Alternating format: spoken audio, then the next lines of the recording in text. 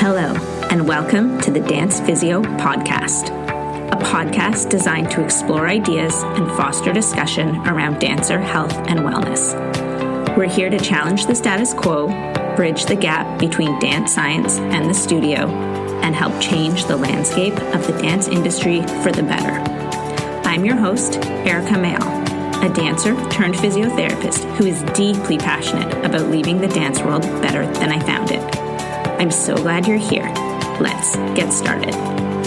Hello, everyone, and welcome back to another episode of the Dance Physio Podcast. Just before we get started today, I wanted to say a huge thank you to everybody who has left a rating for the podcast so far. People have been rating it on Apple Podcasts, on Spotify, wherever they are listening to the podcast. I would love it and be so appreciative if anybody would be willing to take a minute to go and leave a review as well. Reviews really help the so-called algorithm, or just help other people to find the podcast on those platforms, so they prioritize podcasts that have more reviews and more ratings. So certainly ratings are amazing, but actually leaving like a review with written comments ranks a little bit higher. So if you could take a second right now to pop over to whatever platform you are listening to this week's podcast on, leave a review. I would really appreciate it. And then come back and listen to the rest of the episode. So this was not the episode that I had originally planned to record today. So I kind of have a little bit of a rough outline of like what I'm recording sort of coming up.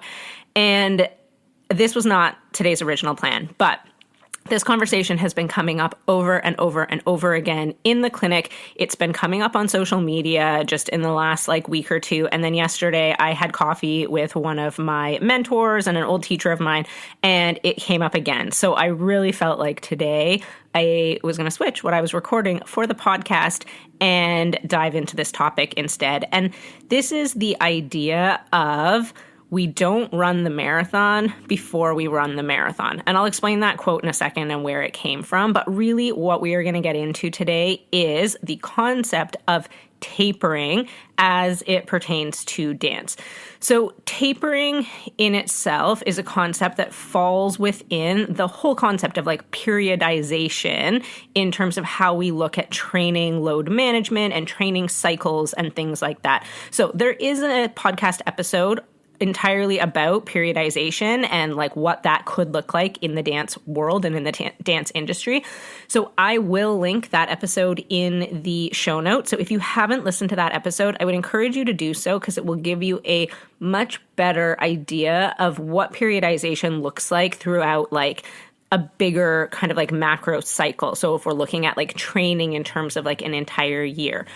But one of the concepts that pertains to periodization is this idea and this concept of tapering.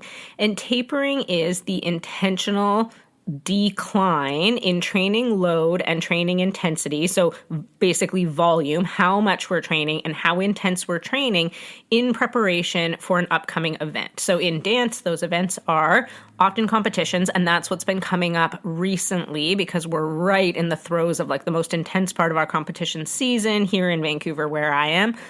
So the intentional decrease of training volume, training intensity prior to a competition, or this also pertains to performances or other things where we want the dancers to be able to peak or perform at their best at a set point in time or a set period of time. So in dance, we're really looking generally at competitions or performances. This might also apply to exams or things like that if you have dancers participating in those types of things. So that is what tapering is.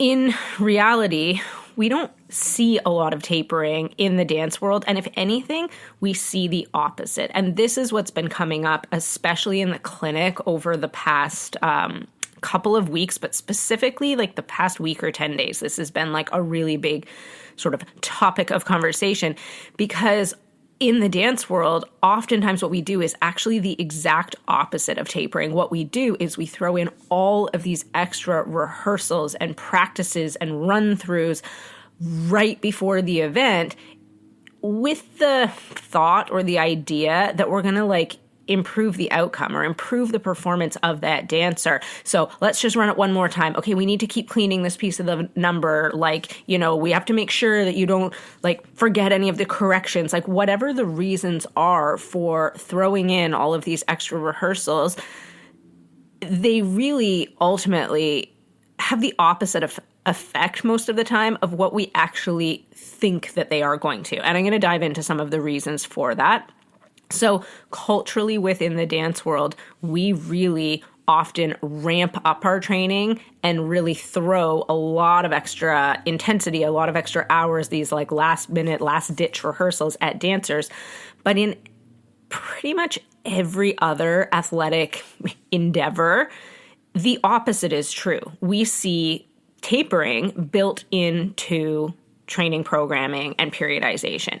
And so that's where this quote came from. And I think a lot of people are familiar with running or training for a marathon and are maybe heard of this idea of tapering, that in the last, it's usually about 2 weeks out from race day, the mileage that runners are training at, that they're running at, decreases significantly. So their longest training run, and a marathoner isn't going to run marathon distance before the race, but they'll run something that's coming close-ish to marathon distance. Their longest run is usually about 2 weeks out from race day. And then that's not to say they don't run at all in those 2 weeks, but they will gradually decrease how much they are running and at what intensity they are running at, so that they are in peak physical condition on race day. And so that's the idea of this. We don't run the marathon before we run the marathon. In marathon training, you do not ever really run a marathon distance before you run the marathon. Now, dance is obviously different because we have to complete an entire piece before we perform it. We're not going to choreograph 90% of a dance and just be the last 10% you'll figure out on stage. That's not going to happen. So we are going to be going through and doing a full dance or a full performance or what have you. But we can manipulate that training volume and training intensity to build these tapers in.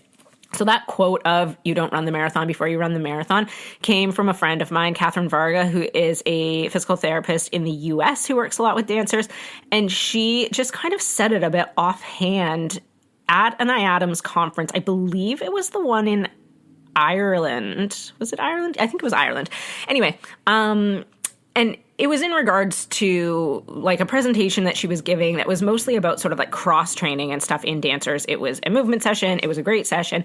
And she just kind of threw that comment out there. And it really landed with me in that it is just so absurd in the dance world that we really don't incorporate some of these concepts that are so ingrained and really quite basic when we look at athletic populations. Now, I will say that in artistic sports, figure skating or gymnastics, they maybe don't do as good a job of tapering as something like athletics, like running and things like that, where it's just built into a marathon or half marathon training plan. But they are really starting to build that into their programming a lot more. So I was listening to a podcast, and now I can't for the life of me remember what podcast it was, where they were interviewing gymnasts. And so they were just talking about over the course of their career, how their training had changed and things like that. And one of the key things was that they were performing so much better later on in their career because they had learned to implement some of these sports science principles and this idea of tapering and recovery being super, super paramount to their ability to perform at the top level. And I cannot remember who the gymnast on the podcast was. But anyway, if I figure that out, I will also link that in the show notes, but no promises on that regard. So, like I said, we might see a little bit less of this tapering in artistic sports, but even they do a better job than in dance, where in dance there is this culture of just drilling things and throwing in all of these extra rehearsals. I want to dive a little bit into why it is that we want to taper, what the kind of benefits and effects of that are, just so people understand why it is that this is a phenomenon that is, in sports science and in the sports world, because it really does lead to enhanced performance. And if we want our dancers to be performing at their top level and to the best of their abilities, we're doing them a disservice by not incorporating these concepts. And if anything, we're probably decreasing their performance by throwing in tons of these extra rehearsals right before competition day or right before performance day. So really the biggest benefit, or like the sort of key benefit of tapering, is that it allows the body to recover and be able to like optimize its ability to perform in the days or potentially weeks leading up to an event. Now, I know I said with marathon running that their taper starts about 2 weeks out and kind of like tapers into a marathon. Dance performance in general, so I mean, if you're performing a full-length ballet, arguably that can be like a 2-hour event, but for the most part, when we're looking at like competitive dancers, our dances are only, 3 to max 4 minutes long, maybe even 2.5 minutes long. We don't necessarily need to have a taper that is 2 weeks long. So if we're thinking about competition, so like a competition week or a competition weekend, that taper in terms of decreasing our intensity and decreasing our like volume of training can really just be like 2 or 3 days before that event. And the same would go for performances. And depending on how intense the performance run is, maybe the taper varies in length. So if you're going into a super long run of, I don't know, like a Swan Lake or something with a classical ballet company, and you know that you're doing 18 shows over 2 weeks and there's double show days and things like that, you may need a longer taper. Like your body may need more time to recover and to be able to optimize performance before you go into that intense run, versus if it's a more studio show and it's like, okay, we have a show weekend coming up and we're going to do 2 shows one day and 1 show the next day. So it's 3 shows over 2 days. Your taper in that case, again, could just be a couple of days. It does not have to be this 2-week long thing where we're like missing out on training blocks or that type of thing. So like I said, the idea behind tapering is that it allows our body to recover and really then be able to perform at the highest level. There's things that are happening physically in the body while we are going through a taper, and there's also things that are happening more mentally as we go through these periods of decreased training before an event. So physically, one of the biggest benefits and one of the things that we see is we have less fatigue in the body. We know that fatigue is one of the number 1 risk factors for injuries. So more injuries happen when a dancer is in a fatigue state, whether that is the end of a class, the end of a rehearsal day, the end of a performance run. We see increased injury rates with increased fatigue. So decreasing fatigue in the body is going to be really, really beneficial for from the perspective of decreasing risk of injuries. It also decreases the load on the body and specifically on like our joints and our tendons and our ligaments and our muscles and things like that, so that they can recover during that period of time and then be able to perform maximally on the days we need them to. So at the competition or at the performance.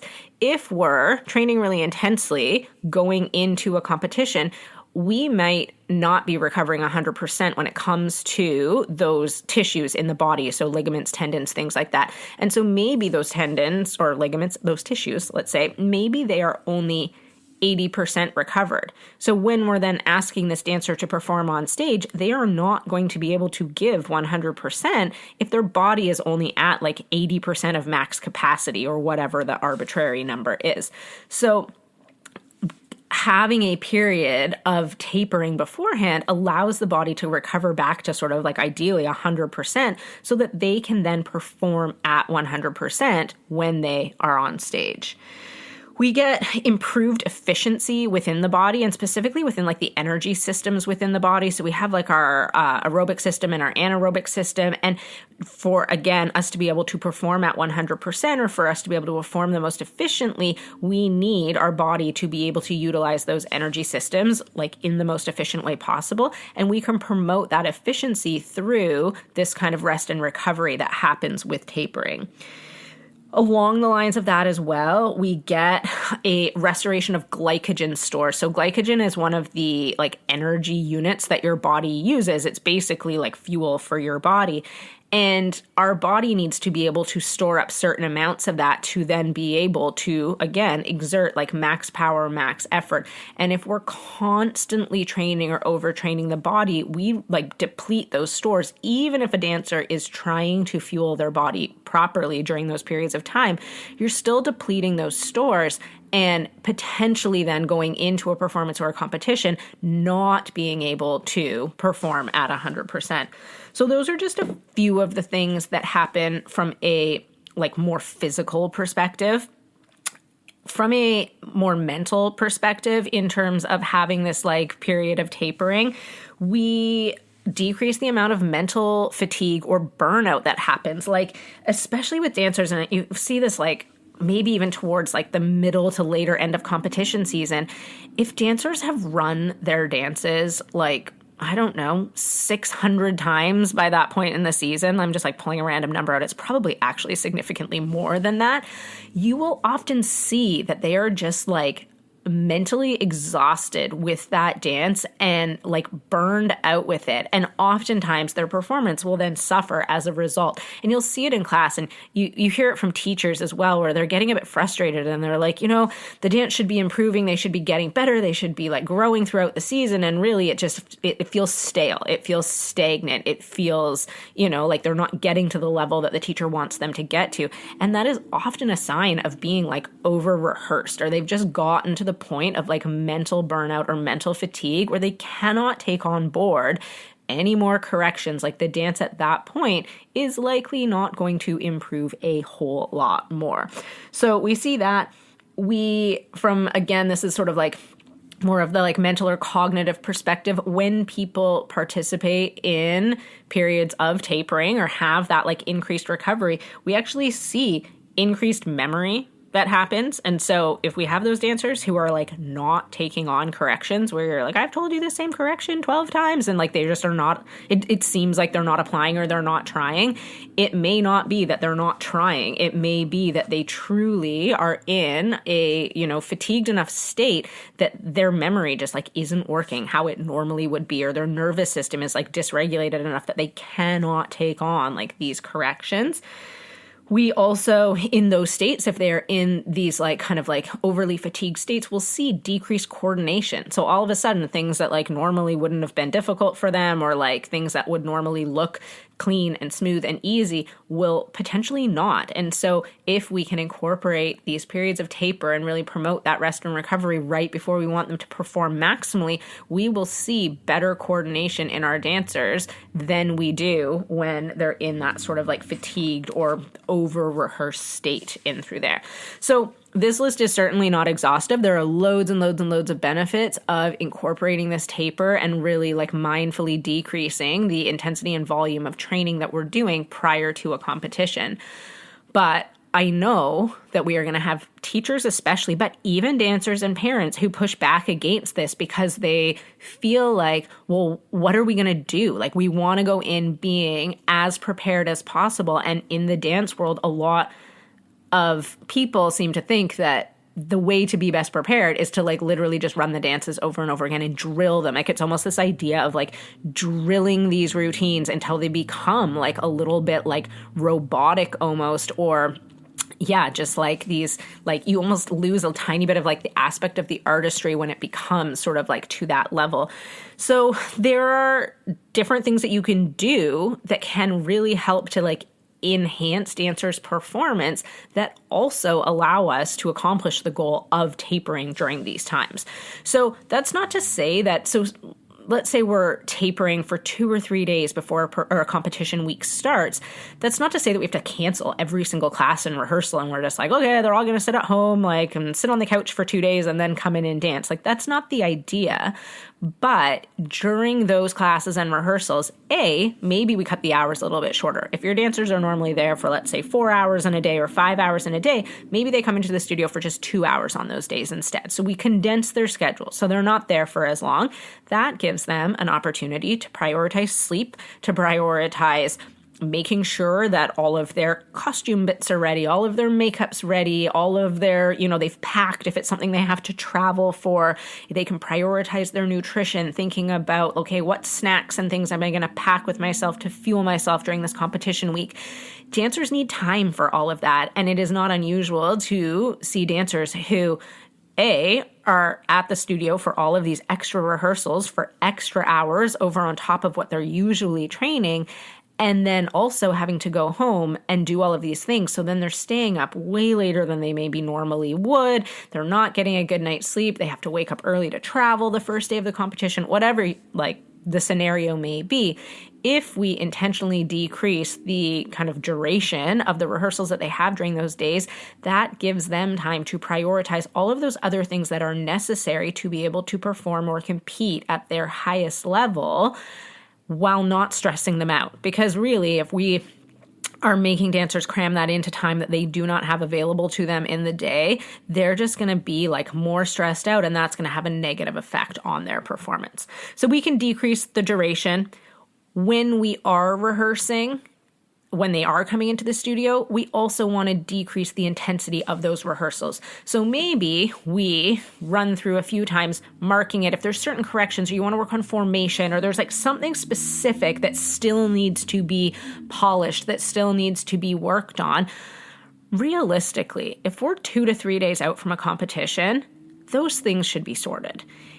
At this point, your dancers should know their places, they should know their formations, and the choreography should be set and all of those types of things. And if that's not the case and that's happening really regularly, then maybe if you are a teacher, you need to take a look at you're kind of planning for the season and having different deadlines of when your choreography is going to be finished by, or that type of thing. But in the vast majority of cases, all that stuff is done by this point, and we're just running the dances almost for the sake of running the dances. Oftentimes I don't think that there is a clear goal in mind with running them, other than thinking that if we do these over and over and over again, they're magically going to get better and better and better. And that is often not the case. So in these rehearsals, if we're still holding them, we want them to be shorter in duration. We want them to be less in intensity. So we might say, okay, we're only going to run through the dance once at full intensity, or maybe 3 times, whatever it is, but it doesn't need to be just drilled over and over and over again at full intensity. So just something to think about in terms of, okay, what do my rehearsals look like in the days, and especially the day or two right before a competition?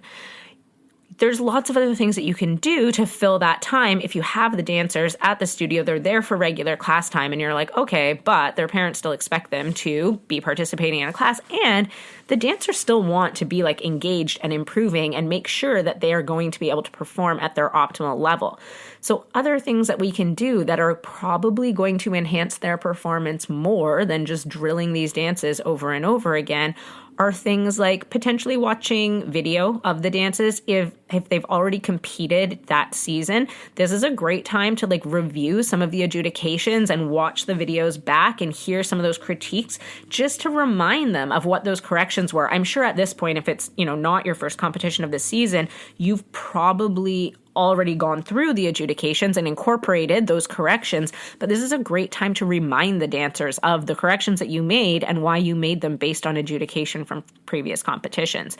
If it is a performance more so than a competition, maybe you have video footage from, previous rehearsals in the prior weeks or things like that, and it's a great time to review that so the dancers can sort of see, oh, you know what, in that section our formations were maybe not as clean as they should be, or our timing was off in this section. So cognitively, they're still going to be improving and looking at and analyzing their performances, but from a physical perspective, they are not exerting themselves to the same level. You could use this time to focus on sort of recovery or regenerative sessions for the body. So maybe we work on gentle mobility stuff. Maybe we're working on some release type activities. Maybe we're working on you could incorporate yoga or meditation or things like that. So there's things that you can incorporate that are going to help the dancers be in the best possible place that they can be to be able to perform, that aren't going to be as physically taxing on their body as just drilling extra rehearsals and things like that. And another one, actually, this one's huge, is imagery. So using imagery is such a powerful tool for performance enhancement. And in fact, imagery is really fascinating. And I will try and do a whole podcast episode on like the use of imagery in dance. But there is so much research to show the effects that imagery has on performance enhancement. So you can use that tool to really help your dancers hone in on their performance. And there's loads of different ways that you can do this. One of the ways that is really great when you're kind of incorporating it into a taper is having all the dancers like in the studio, like, and potentially like even lying on the floor, like eyes closed. So they're like in a really comfortable position as if they were going to like do some meditation or breathing or things like that. Eyes are closed, you turn the music on, and all of them run through the dance mentally in their head. And you can give them different tasks to work on while they're doing that. So maybe you do that 3 times, and the first time you want them to really focus on what their timing is going to be while they're doing it. So as they're visualizing and doing this mental imagery, it's timing that is their goal or their focus of what they're focusing on. And maybe the second time you run through it, it's like spacing and formations and where they need to be on stage. And so really thinking about like their spot in the dance and how they're getting from point A to point B and all of those types of things. And maybe the third time you run through it, it's like their headlines or, you know, whatever it is that those dancers need to work on. If you've been working on them trying to be sharper and crisper and cleaner in their like movements or their arms or things like that, you can give them a specific task to focus on while they're doing this mental imagery and running through it as the music plays. I love going to competitions nowadays because I often, like if you're backstage, there will be so many dancers and you'll just see them like, you know, they have their costumes on, they're all ready to go and they have headphones in and you can see that they're doing like imagery or visualization kind of like and going through the dance, but they're not actually dancing it. They're just like doing the imagery and visualization. And it's so cool to see that in practice. But I see that mostly being done in like dancers who are competing solos. So it's all very individual backstage, but this can be such a powerful tool for group dances as well, where we, do it as a group and put their music on and have them do this visualization. You can do it, like they don't have to be lying down on the ground with their eyes closed. It's one way of doing it.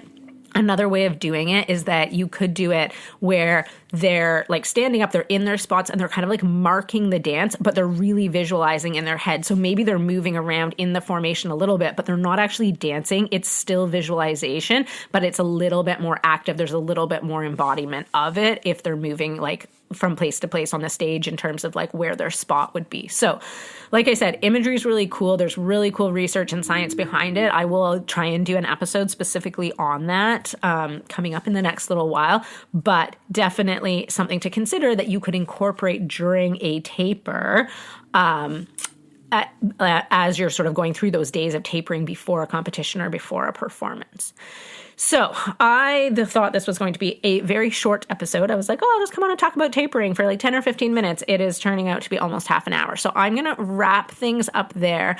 But I just want to leave you with a final thought of, I think in the dance world, we need to recognize when good is good enough. And so again, I think there's this idea that it's like if we run it one more time or we just do it one more time, it's going to get better, it's going to get cleaner, it's going to get whatever. And in reality, what we actually often see is the opposite. There is at some point an inability for us to take on board more corrections or to like make things better, and especially at the last minute, like running something the night before a competition and making a dancer stay at the studio till 11 p.m. to run these dances over and over again really has negative returns on it. It is not going to be beneficial. So we really need to look at, okay, have we, in the months leading up to these performances or competitions, have we used our time efficiently? Have we done everything to the best of our ability in terms of making sure that things are up to our standard and are clean and whatever? And if the answer is yes, then maybe that's good enough. Maybe then we focus on enjoying the performance and really being able to like showcase what it is that you've been working on rather than trying to continue to perfect something that, as we know in dance, we cannot perfect. There is no such thing as perfection in dance.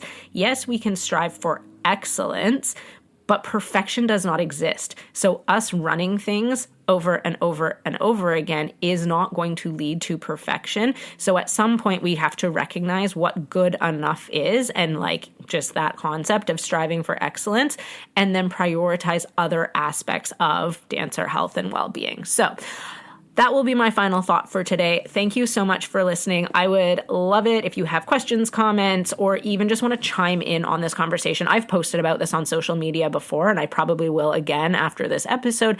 And it is always one of the topics that gets the most amount of engagement, both positive, like people agreeing, but also pushback, because there are so many people where this is just like so ingrained in the culture of dance. So if you want to be part of the conversation, please feel free to send me a message. I love discussing and chatting about this stuff because it is nuanced in dance. It's not as simple as marathon running where it's like just decrease your mileage and you'll be fine. It's not the same, but it is something that I think we can do a better job of incorporating into the dance world, and our dancers will benefit if we do. So thank you so much for listening. I really appreciate your support. I know you could be doing so many other things with your time, and I hope you have a wonderful rest of your day.